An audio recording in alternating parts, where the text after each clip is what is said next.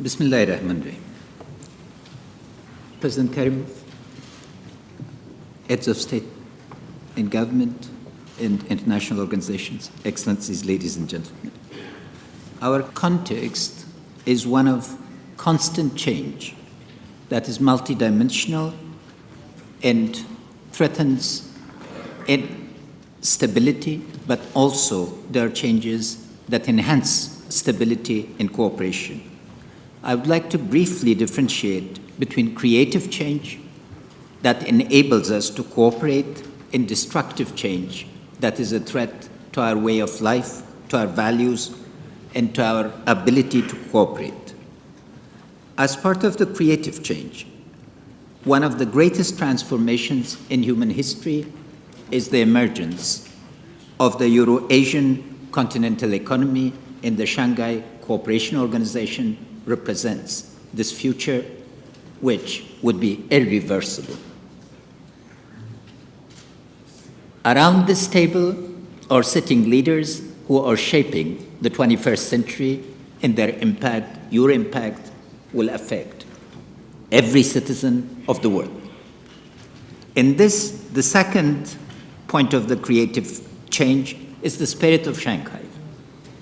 I want to congratulate the founding members of the Shanghai Cooperation Organization on leading in managing gradual but systematic change, change that has always had results, that is moved from solving the problems of 15 years ago to tackling the problems of today with a spirit of mutual understanding and the stability which leadership of Central Asia has brought. Confronting difficult changes, Central Asian leaders have brought a stable framework to their people, and we congratulate them on overcoming those threats, because the stability that they've created both gives us hope and provides the possibility of cooperation. Our greatest common project is the revival of the Silk Roads. The One Belt, One Road, but Silk Road was not one road.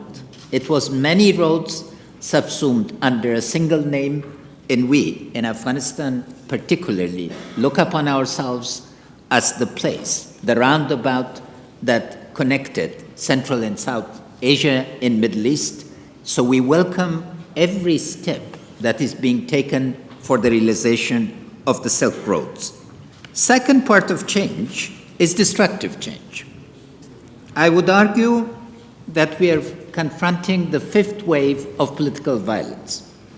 Extremism, terrorism, separatism, or manifestation of a much broader phenomena.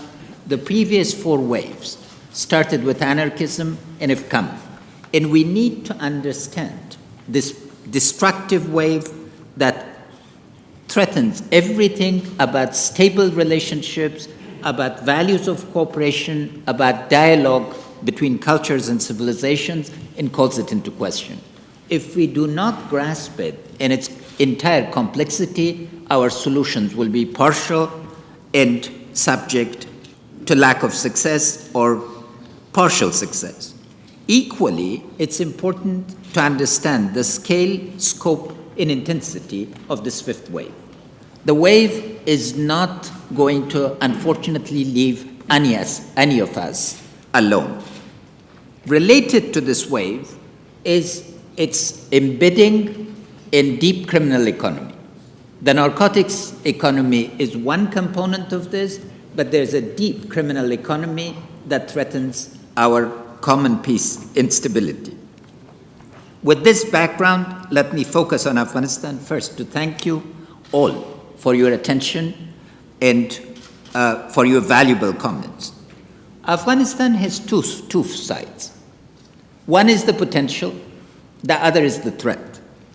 In terms of potential, we are fast transforming ourselves into a regional hub of cooperation.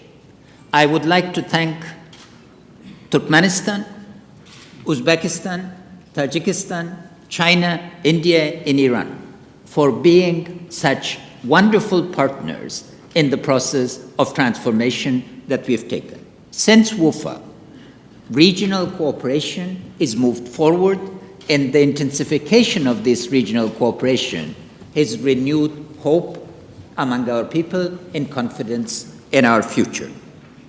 All our neighbors, we would like to thank Russia and our other neighbors for engaging with us very productively.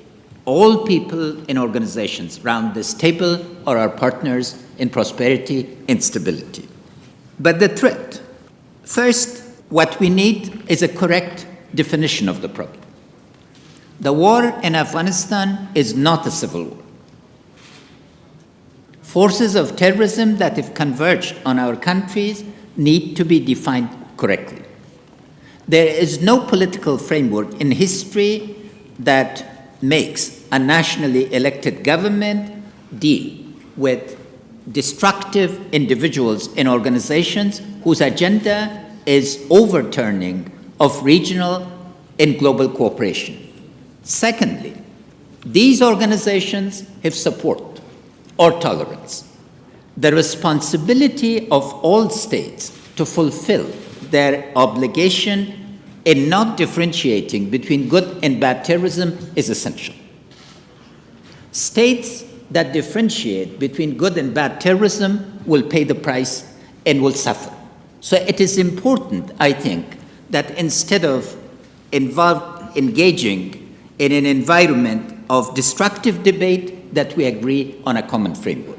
We invite all members of the Shanghai Cooperation to join forces with us in defining the problem, bringing consensus in the intelligence community, the security community, and the political community as to what are the dimensions. Levels of action are fourfold: national, global, Islamic, and regional.